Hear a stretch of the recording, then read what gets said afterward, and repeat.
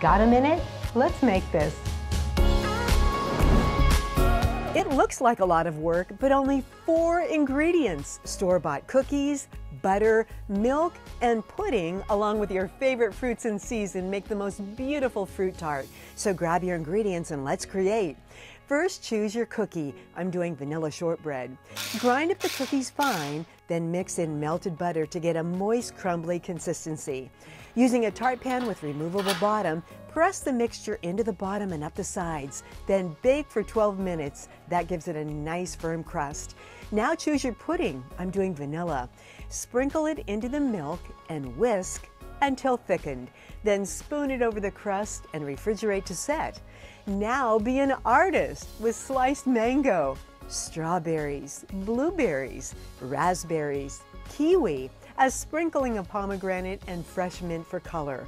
For a gorgeous glaze finish, heat some jelly in the microwave for a few seconds and brush it over the fruit. This tart is so simple, yet gorgeously gourmet.